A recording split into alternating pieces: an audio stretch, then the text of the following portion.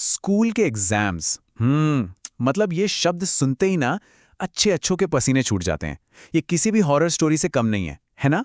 तो आज हम एक ऐसी ही कहानी को समझने जा रहे हैं जहां एग्जाम का ये डर एक असली जानलेवा खौफ में बदल गया। तो सवाल यही उठता है कि ये सिर्फ एग्जाम का डर था या फिर कुछ और। ये कहानी ना इसी बारीक सी लाइन पर चलती है जहां पढ़ाई की टेंशन और असली वाली दहशत के बीच का फर्क ही मिट जाता है। तो चलिए कहानी की शुरुआत करते हैं। सबसे पहले मिलते हैं कहानी के मेन कैरेक्टर्स से और देखते हैं कि वो आखिर किस बड़ी मुसीबत में फंसे हुए थे। तो बात हो रही है पुनीत और करण की। नर्सरी से पक्के दोस्त थे और भाई स्पोर्ट्स में तो इनका कोई जवाब ही नहीं था। मतलब पुनीत था स्कूल की फुटबॉल टीम का कैप्टन और करण वो तो डिस्ट्रिक्ट लेवल का बैडमिंटन चैंपियन था। कहने का मतलब है खेल के मैदान के ये असली किंग थे। लेकिन क्लासरूम के अंदर कहानी बिल्कुल उल्टी थी और बस यही बात अब एक बहुत बड़ी मुसीबत बनने वाली थी। अब सोचिए, फाइनल एग्जाम में सिर्फ एक दिन बचा था और ये दोनों पूरी तरह से डेस्परेट हो चुके थे। मतलब हालत कितनी खराब थी इसका अंदाजा लगाइए। पूरा साल तो स्पोर्ट्स में निकाल लिया और अब पढ़ाई के नाम पर जीरो। तैयारी बिल्कुल भी नहीं थी।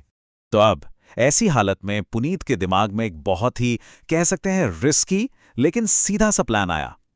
प्लान के ये 4 स्टेप्स थे। पहला, प्रिंसिपल के बेटे योगेश से ऑफिस की चाबी जुगाड़ना।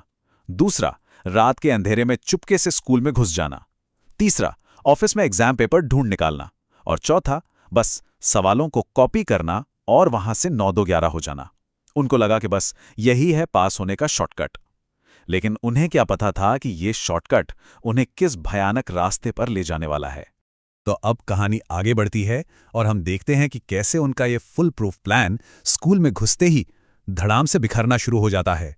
वो दोनों दबे पांव ऑफिस की तरफ बढ़ ही रहे थे कि तभी करण को एक अजीब सी ठंडी हवा का झोंका लगा और फिर उसने कॉरिडोर में एक परछाई देखी। बस यहीं से खौफ की शुरुआत होती है।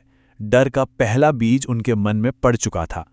करण ने घबराकर पुनीत को बताया भी, लेकिन जैसे ही दोनों ने पलट कर देखा वो कॉरिडोर एकदम खाली था, कुछ भी नहीं। खैर, वो जैसे तैसे ऑफिस के अंदर तो घुस गए, लेकिन वहां घुसते ही डर और भी बढ़ गया। ऑफिस में रखी एक बड़ी सी अलमारी का दरवाजा अचानक अपने आप खुल गया। ये दूसरी अजीब घटना थी और अब ये साफ हो रहा था कि यह सिर्फ उनका वहम या घबराहट नहीं थी, वहां सच में कुछ गड़बड़ थी। और फिर उनकी नजर उस चीज पर पड़ी जिसके लिए वो वहां आए थे, एग्जाम का पेपर। सोचिए, जिस चीज के लिए इतना बड़ा रिस्क लिया वो सामने थी। उस पेपर को देखते ही वो इतने एक्साइटेड हो गए कि एक पल के लिए तो अपना सारा डर ही भूल गए और बस फटाफट सवाल कॉपी करने में लग गए। और तभी अचानक दरवाजे पर एक हल्की सी दस्तक हुई। खट, फिर एक और खट खट, और इसके बाद वो हल्की सी दस्तक एक जोरदार पिटाई में बदल गई।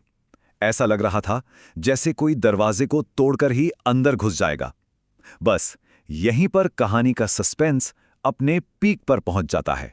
तो अब कहानी उस पॉइंट पर आ गई थी जहां वो अनदेखा दुश्मन, वो खौफ की वजह आखिरकार सामने आने वाली थी। वो दरवाजा पीटने की आवाज अचानक बंद हो गई। सन्नाटा।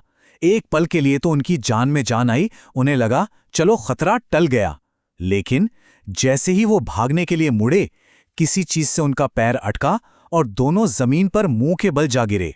जमीन पर पड़े पड़े पुनीत ने बड़ी हिम्मत करके अपनी नजरें ऊपर उठाईं और जो मंजर उसने देखा उसे देखकर उसके तो होश ही उड़ गए।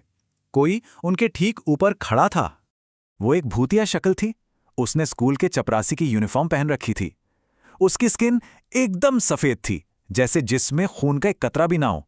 आंखें पूरी तरह सफेद थीं और उसके पैर नीले, सड़े हुए और मवाद से भरे हुए थे। एक बेहद खौफनाक नजारा। इस भयानक मंजर को देखकर दोनों की जोरदार चीख निकली और वो वहीं के वहीं बेहोश होकर गिर पड़े। तो उस खौफनाक रात के बाद आखिर हुआ क्या? चलिए अब इस चोरी के अंजाम पर नजर डालते हैं और देखते हैं कि ये पूरा रहस्य आखिर सुलझा कैसे। अगली सुबह जब स्कूल का गार्ड आया तो उसने दोनों को ऑफिस में बेहोश पाया। जाहिर है स्कूल में हड़कंप मच गया। एग्जाम कैंसिल करना पड़ा और हाँ, प्रिंसिपल को पुनीत और करण की चोरी के बारे में भी पता चल चुका था। लेकिन जब उन्होंने अपनी आप बीती सुनाई तो प्रिंसिपल ने साफ कह दिया इस स्कूल में भूत कुछ नहीं होता। तुम लोगों ने जो किया है उसकी सजा जरूर मिलेगी। मतलब बड़ों ने उनकी कहानी पर जरा भी यकीन नहीं किया। अब पूरा फोकस उस डरावनी रात से हटकर उनकी सजा पर आ गया था। और उनकी ऑफिशियल सजा क्या थी? उन्हें 11वीं क्लास दोबारा पढ़नी पड़ी, मतलब फेल। लेकिन कहानी यहां खत्म नहीं होती। कई दिन बाद स्कूल के एक बहुत पुराने गार्ड ने उन्हें एक राज की बात बताई। उसने बताया कि करीब 20 साल पहले एक चपरासी की ठीक उसी जगह पे मौत हुई थी जहां प्रिंसिपल का ऑफिस बना है, क्लासरूम की सफाई करते हुए। लेकिन सबसे अजीब बात यह थी कि आज तक किसी ने भी उसके भूत को देखने की बात नहीं कही थी। ये पहली बार हुआ था। और यहीं पर यह कहानी हमें एक बहुत बड़े सवाल पर लाके खड़ा कर देती है कि असली सजा आखिर थी क्या? क्योंकि उस खौफनाक रात की याद उनके दिमाग में घर कर गई थी। वो इतना डर गए थे कि उन्होंने अपने पेरेंट्स को किसी तरह मना लिया और हमेशा के लिए वो स्कूल ही छोड़ दिया। मतलब उन पर जो साइकोलॉजिकल असर हुआ वो बहुत गहरा था। वो उस रात को शायद जिंदगी भर नहीं भूल सकते थे। और ये सजा क्लास में फेल होने से कहीं ज्यादा बड़ी थी। तो आखिर में सवाल यही है, असली सजा क्या थी? एक क्लास में फेल हो जाना, या फिर वो मानसिक सदमा, वो डर जो जिंदगी भर उनके साथ रहने वाला था? ये कहानी नतीजों और खौफ को लेकर एक बहुत गहरा सवाल हमारे लिए छोड़ जाती है।